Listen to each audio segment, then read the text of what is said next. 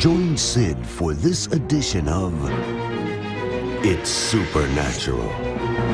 La peur est endémique en cette journée de pandémie mortelle de Corona et d'effondrement financier mondial. Mon invité était un prêtre satanique de haut rang qui a vendu son âme au diable et il dit que la peur est l'arme numéro 1 dans l'arsenal du diable. Prêt à détruire la peur et à vivre en toute liberté?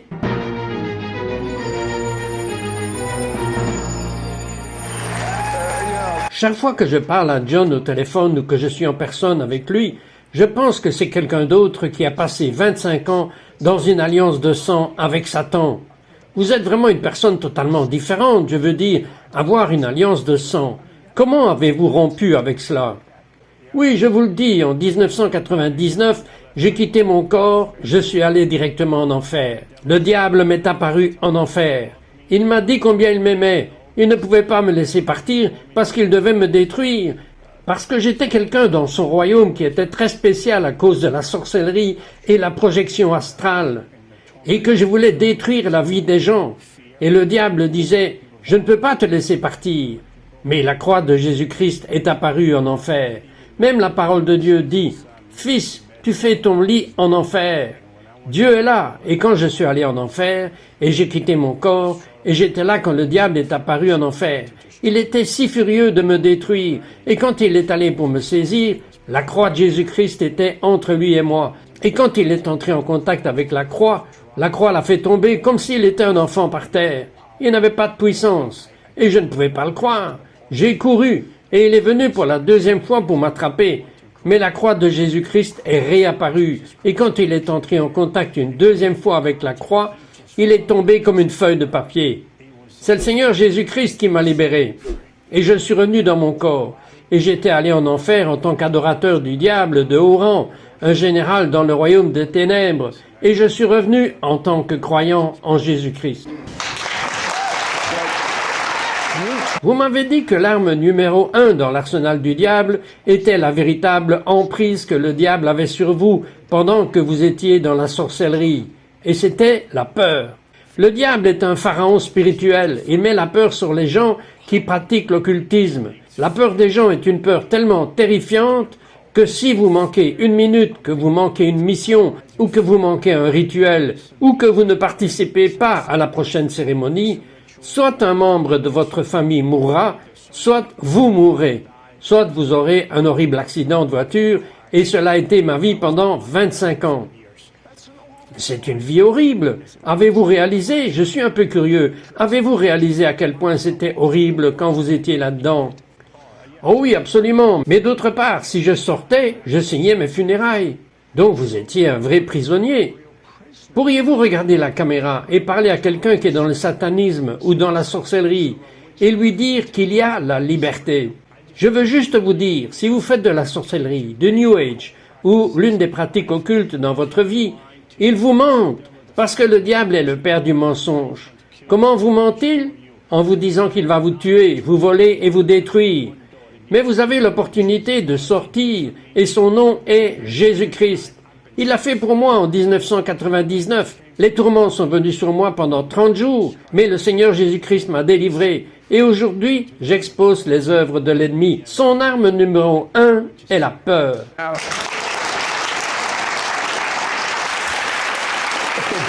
Maintenant, si le diable est si fort, comment se fait-il qu'il vous laisse tranquille? Vous savez, le diable a un pouvoir fou, mais pas le bon pouvoir pour le croyant. Par exemple, aviez-vous des raisons de soupçonner qu'un croyant avait quelque chose de spécial lorsque vous vous projetiez sur lui ou que vous le maudissiez? Mon travail en tant qu'adorateur du diable démoniaque à l'époque était de faire de la projection astrale autant que je pouvais, de quitter mon corps et de maudire les régions et les quartiers et mettre la sorcellerie en premier. Quand vous parlez de projection astrale, que voulez-vous dire? Je quittais mon corps.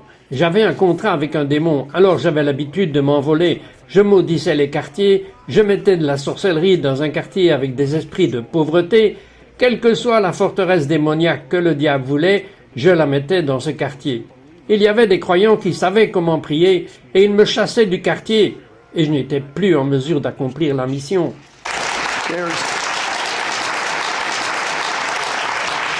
Maintenant, la peur est une chose très omniprésente et elle se propage dans de nombreux domaines. Dites-moi quel domaine où les gens sont frappés par la peur.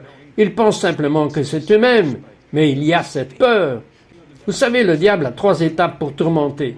L'inquiétude, les attaques de panique, puis les tourments de la peur. Donc le diable commencera par l'inquiétude. Vous allez vous inquiéter pour votre travail, pour votre avenir, pour votre famille, pour vos finances. Puis cela se transforme en crise de panique. Et après une crise de panique, le clou dans le cercueil, il va libérer le tourment de la peur. Mais j'ai de bonnes nouvelles. Je sais comment déraciner et détruire la peur de votre vie, une fois pour toutes. Je sais comment le faire parce que j'étais l'un d'entre eux à appliquer ce genre de technique, ma technique spirituelle sur la vie des gens pendant 25 ans. Trouvez-vous que c'est aussi répandu même parmi les chrétiens lorsque vous voyagez? Oh, je sais que c'est incroyable parce que Dieu m'a fait un cadeau si merveilleux dans les appels à l'hôtel. Quand je fais un appel à l'hôtel, personne n'est à sa place. Peut-être 300, 400, 500 personnes montent à l'hôtel pour que je prie pour eux et j'avais toujours la possibilité de Jésus de prier pour les gens, pour une seule personne à la fois à un moment donné. Parfois, je faisais cela pendant 6 heures et 9 personnes sur 10 disaient « Vous savez, je veux juste dire quelque chose. J'ai cette peur qui a tellement de prise sur moi à cause de mon enfance, de mon adolescence, dans l'âge adulte. J'ai la peur qui me ronge juste comme un cancer spirituel. S'il vous plaît, je veux être libéré. » Et est-ce qu'ils le sont? Oh, absolument, absolument, parce que je sais comment battre le diable comme une pinata. J'aime ça. Maintenant, il y a beaucoup de gens qui luttent contre la peur, et cela a à voir avec des pensées puantes et le démoniaque, la combinaison entre les deux. C'est pourquoi vous avez écrit votre nouveau livre et vos CD spéciaux. Les gens peuvent-ils vraiment être libérés? Je vous le promets, vous serez libres, comme si je pouvais vous promettre que demain sera demain. Les gens seront libérés parce que le diable, les modèles et les cycles d'adoration dans le royaume des ténèbres sont des cycles potentiels de peur, des saisons de tourments de peur. Et ces choses viennent sur vous. Elles vous enveloppent comme une camisole de force et touchent votre esprit, vos pensées, votre corps, vos battements de cœur qui s'enroulent autour. C'est pour ça que les gens tombent malades. Ils sautent sur les médicaments. Vous voulez absolument être leur coach de leur vie. Oh, absolument, je veux vous apprendre comment éliminer cette peur, la déraciner et vivre en totale liberté. Je crois que vous devez prendre une décision et vous devez avancer. Vous devez vraiment dire, tu sais quoi, peur, je renonce à toi, je te réprimande, et aujourd'hui est un jour où tu quittes ma vie une fois pour toutes. Les maladies comme le cancer, peuvent-elles être un démon? Oh, absolument. Nous l'appelons même, dans le royaume des ténèbres, nous l'appelons un esprit d'infirmité. Tant de gens ont peur quand ils reçoivent un rapport d'un médecin qui dit « il y a quelque chose dans votre sang, il y a cette bosse ». Oui, ils ne peuvent pas dormir, ils ne peuvent pas se reposer, ils ne peuvent pas manger parce que toute cette peur agit pleinement sur cette personne à cause d'un mauvais rapport. La personne est paralysée et la peur la contrôle et manipule son but et son destin. Parlez-moi de cette femme musulmane. Vous savez, c'est incroyable parce que Dieu aime tout le monde. Et c'est à tel point que j'avais fait un appel à l'hôtel dans le Queens. Et cette dame est arrivée, elle m'a dit « John, je veux juste vous dire quelque chose. Il me reste 6 mois à vivre. » Et j'ai dit « Mais qu'est-ce que vous voulez dire? J'ai 6 mois à vivre, j'ai un cancer de stade 4 et je vais mourir. Le médecin a dit de rentrer chez moi et de faire la paix avec ma famille. » J'ai dit « Mais êtes-vous chrétienne? Êtes-vous croyante? Connaissez-vous Jésus-Christ comme votre Seigneur? » Elle a dit « Non, je suis musulmane. Je viens juste de venir ici parce que c'est ma dernière ressource. » J'ai dit, eh bien, vous savez, mon Jésus peut vous sauver et il peut vous guérir. Elle a dit, eh bien, donnez-moi Jésus. Je lui ai imposé les mains, elle a renoncé, elle a reçu Jésus et a renoncé au cancer, elle a reçu Jésus comme Seigneur et Sauveur. J'ai juste mis ma main comme un petit garçon et j'ai dit, au nom de Jésus, Père, enseigne-lui qu'elle peut être guérie. Et je suis parti. 1 an plus tard, je suis revenu à l'église. Et la dame se tenait devant l'église avec un grand sourire. Et elle avait l'air bien. Elle m'a dit, « Vous vous souvenez de moi ?» J'ai dit, « Je suis désolé, je ne me souviens pas. Je suis dans mes voyages. » Elle a dit, « J'étais censé mourir il y a environ 6 mois. Et alors, oh mon Dieu, que s'est-il passé ?» Elle a dit, « Jésus guérit mon corps. Je suis rentré à la maison, j'ai fait la paix avec ma famille, je suis retourné chez le médecin, je lui ai dit, « S'il vous plaît, vérifiez-moi encore une fois. » Les médecins ont dit, « Nous vous avons dit de rentrer chez vous et de faire la paix avec votre famille. Ne nous dérangez plus. Elle a dit, mais pouvez-vous encore vérifier une fois? Les médecins l'ont examiné, ils ont dit, nous devons vérifier encore. Nous ne voyons plus rien dans votre corps. Peut-être que des machines ne fonctionnent pas.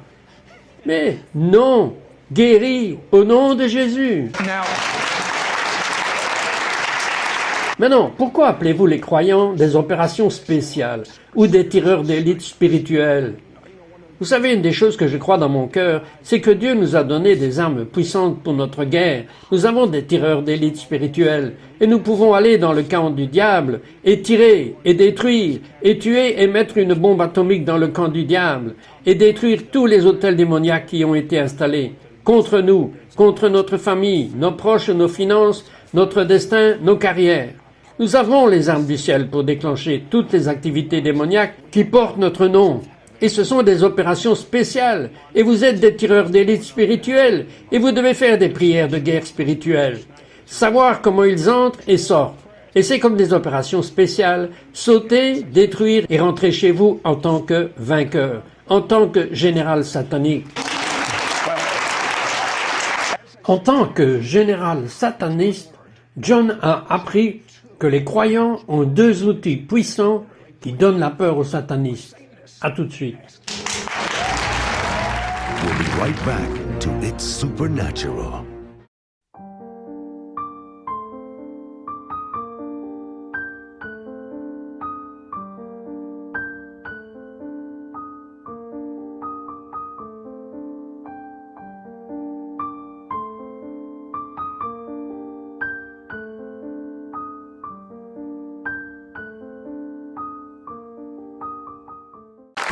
Right back to It's Supernatural.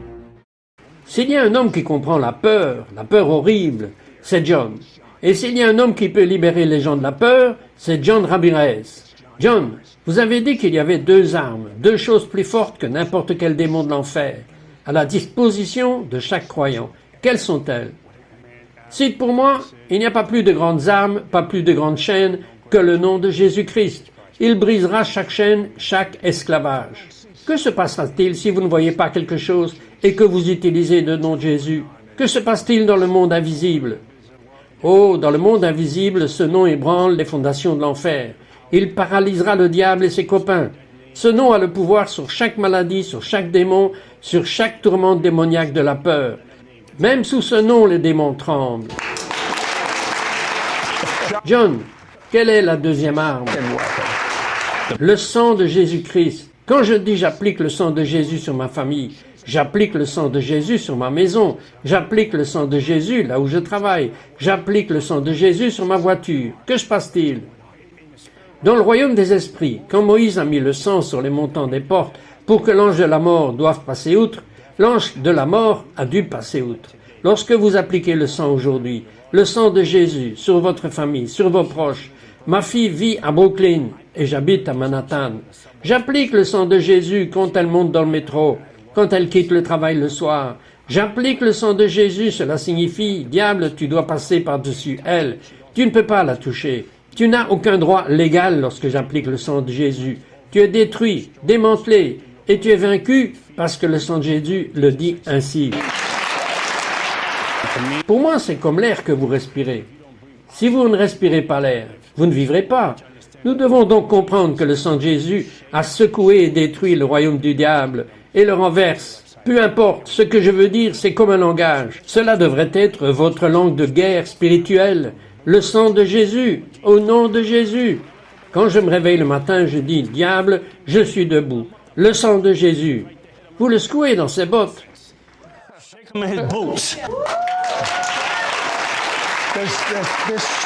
Vous savez ce qui est merveilleux, c'est que les croyants puissent faire les mêmes œuvres que Jésus a faites. Et si vous croyez vraiment dans la Bible, et encore plus grand. Mais comment? En ce moment, la question est, comment pouvez-vous vivre sans peur? Quand nous reviendrons. We'll be right back to It's Supernatural.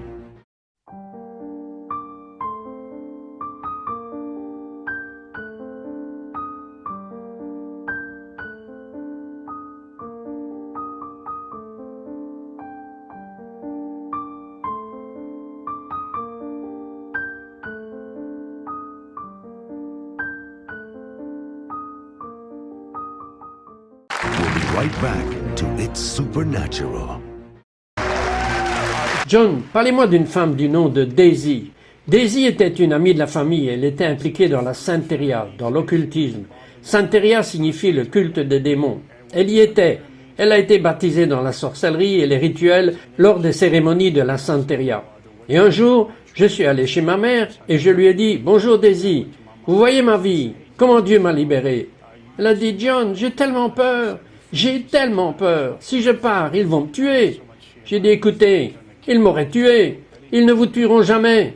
Acceptez simplement Jésus comme votre Seigneur et Sauveur.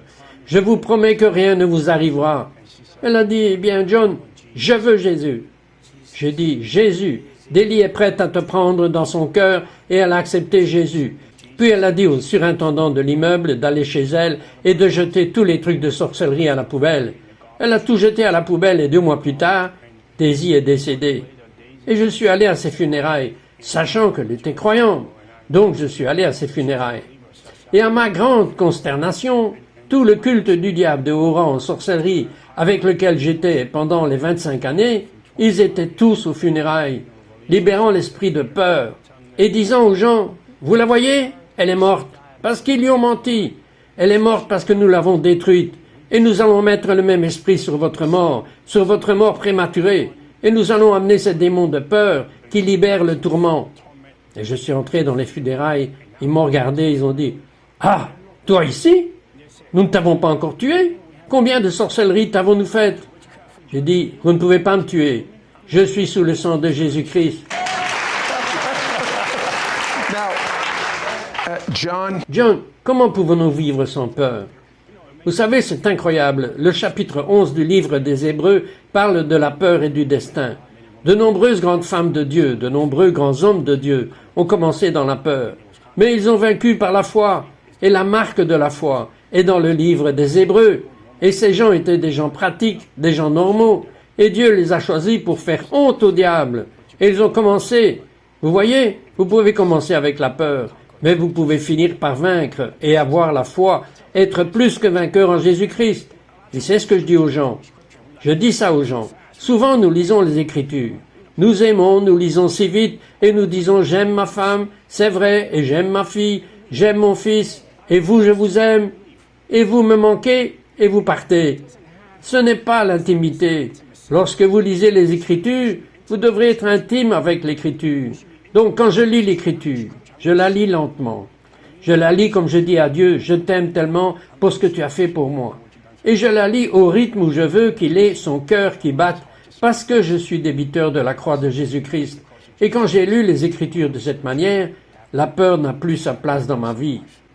Pouvez-vous nous conduire dans une prière pour surmonter la peur? Oh, absolument. Mais je veux d'abord partager cette Écriture. Deutéronome 31, verset 8. Vous savez, Dieu a des promesses incroyables dans sa parole. Dieu n'est pas un homme pour mentir. Sa parole est si forte, si géniale. Et vous pouvez la déposer à la banque. Et croyez-moi, vous pouvez la déposer dans votre esprit. Quand je reçois l'Écriture, elle vient en moi. Et cela me dit quelque chose. Je voudrais que vous répétiez après moi. Et vous qui regardez la télévision aujourd'hui, s'il vous plaît, répétez après moi. Et pas seulement cette Écriture, mais saisissez chaque Écriture, chaque parole de Dieu, chaque promesse de Dieu et personnalisez-la. Je pense que la parole est quelque chose qui n'est pas général. C'est pour vous, en lui. Et quand je dis Deutéronome 31, verset 8, je dis que le Seigneur est celui qui me précède. Cela veut dire que je n'ai pas à m'inquiéter. Je n'ai rien à craindre. Et il dit qu'il sera avec moi. Il ne me quittera pas ou ne m'abandonnera pas. C'est une garantie parce que je vois qu'une fois qu'il me le dit, que je n'aurai pas peur. Parce que les promesses de Dieu sont pour moi tous les jours. Je ne craindrai pas et je ne serai pas consterné. Si vous êtes tourmenté, et si vous avez été tourmenté, et si votre esprit a été méprisé par les mensonges de l'ennemi, c'est votre percée, c'est votre moment. C'est votre rendez-vous divin pour que vous puissiez vous accrocher à la parole de Dieu qui est éternelle. La parole de Dieu n'a pas de date d'expiration. Conduisez-nous dans la prière. Je veux dire depuis ce jour, c'est mon écriture préférée. Deutéronome 31, verset 8, qui dit « Le Seigneur, c'est celui qui me précède. Lord, he is the one who goes before me. Il sera avec moi. with me. And he will be with me et il ne me quittera pas et ne m'abandonnera pas. not leave me, and I will not Et je n'aurai pas peur. not fear, Je ne serai pas consterné. be dismayed. Je n'aurai pas peur. I will not fear. Tout le monde en ce moment, si vous regardez, que vous avez entendu que tout ce que vous avez à faire est de mettre la cerise sur le gâteau et de dire « Seigneur Jésus, sois mon Seigneur et Sauveur ». John, j'aimerais que vous priez de tout votre cœur pour tous ces milliards de personnes qui ont besoin de liberté. Amen. Je veux juste vous élever dans la prière en ce moment. Je me heurte à toutes les forces démoniaques qui opèrent dans votre vie, tout au long de votre vie, qu'elles soient générationnelles ou que vous les ayez ouvertes dans votre vie, connues ou inconnues. Je brise et détruis chaque peur démoniaque, chaque diable tourmentant et méprisant votre esprit. Je brise chaque maladie démoniaque ou paralyse chaque creux d'oppression, dépression, suicide. Je brise tous les autels sataniques qui brisent toutes les affectations du diable autour de vous. J'impose les jugements de Dieu sur chaque diable, chaque démon, chaque principauté, chaque territoire d'un esprit familier. Je les détruis par le sang de Jésus-Christ en ce moment même, au nom de Jésus-Christ. J'ai mis des anges en guerre autour de vous, près de la haie de protection autour de vous. Selon Zacharie chapitre 2 verset 5, je déclare le sang de Jésus sur vous jusqu'à ce que vous soyez libres au nom de Jésus. Amen.